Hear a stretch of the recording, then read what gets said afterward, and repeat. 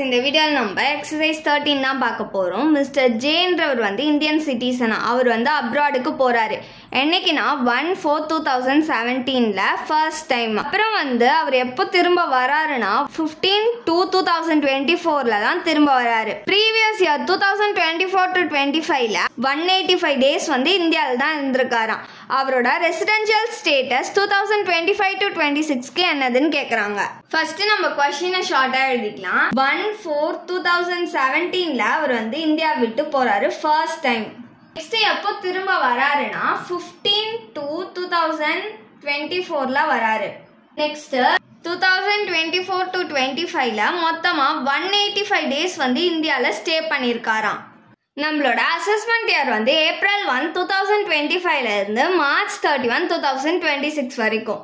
நம்மளோட previous year வந்து April 1, 2024 இருந்து March 31, 2025 வரைக்கும். இப்போ வந்து நம்ம மிஸ்டர் ஜேன்றவரு ரெசிடென்டா இல்லையான்னு கண்டுபிடிக்கணுமா? அதுக்கு வந்து அவர் பேசிக் கண்டிஷன் ரெண்டுத்துல ஏதாச்சும் ஒரு கண்டிஷனையாச்சும் அவர் ஃபுல்ஃபில் பண்ணியிருக்கணும். ஃபர்ஸ்ட் பேசிக் கண்டிஷன் என்னது, நம்மளுக்கு ப்ரீவியஸ் இயர்ல அவர் 182 டேஸ் வந்து இந்தியாவில் ஸ்டே பண்ணியிருக்கணும்ன்றதா. இங்க வந்து என்ன கொடுத்துருக்காங்க, 2024 to 25 185 டேஸ் வந்து ஸ்டே பண்ணியிருக்காராம் இந்தியாவில்.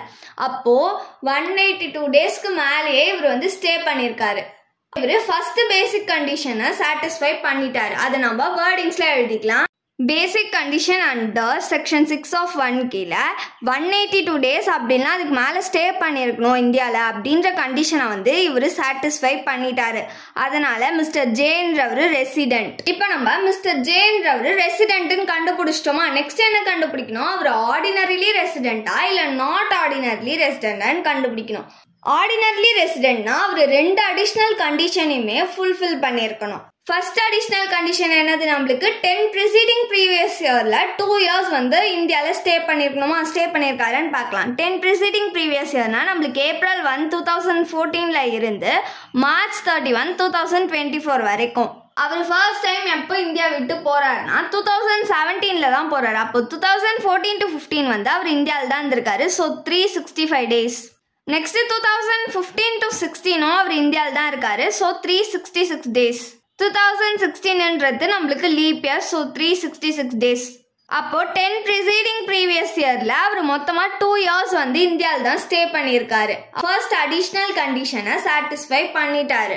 நெக்ஸ்ட் அடிஷ்னல் கண்டிஷன் என்னது, நம்மளுக்கு 7 ப்ரிசீடிங் ப்ரீவியஸ் இயர்ல 730 டேஸ் வந்து இந்தியாவில் ஸ்டே பண்ணியிருக்கணுமா? 7 ப்ரிசீடிங் ப்ரீவியஸ் இயர்னா April 2017 இருந்து March 31, 2024 வரைக்கும் நம்மளுக்கு 7 ப்ரிசீடிங் ப்ரீவியஸ் இயர். அவரு 1 April 2017 தான் ஃபர்ஸ்ட் டைம் இந்தியா விட்டு போறாரு. போயிட்டு எப்போ வந்து இந்தியாவுக்கு ரிட்டர்ன் வராருன்னா 15/2/2024 வராரா. அப்போ 2017 to 18 வந்து அவர் இந்தியாலே இல்லை. ஸோ நில். 2024 தான் அவர் இந்தியாக்கே வராராம். அப்போ 2018 to 19 அவர் வந்து இந்தியாவில் இல்லை. ஸோ நில். 2019 to 20 அவர் வந்து இந்தியாவில் இல்லை, இங்கேயும் நில்லு. நெக்ஸ்ட் 2020 to 21 அவர் இந்தியாவில் இல்லை. ஸோ இதுவும் நில்லு. 2021 to 22 வந்து அவர் இந்தியாவில் இல்லை. 2022 to 23 அவர் இந்தியாவில் இல்லை. 15th February இருந்து March 31, 2024 வரைக்கும் தான் அவர் இந்தியாவில் இருந்திருக்காரு. டேஸை கால்குலேட் பண்ணலாமா? ஃபெப்ரவரியில மொத்தமா நம்மளுக்கு எவ்வளோ டேஸ், 29 டேஸா. 2024ன்றது நம்மளுக்கு லீப் இயர். ஸோ -14 போயிடுச்சுன்னா ஃபெப்ரவரியில மொத்தமா 15 டேஸ் வந்து ஸ்டே பண்ணியிருக்காரு இந்தியாவில். பிளஸ் மார்ச்ல 31 டேஸ்.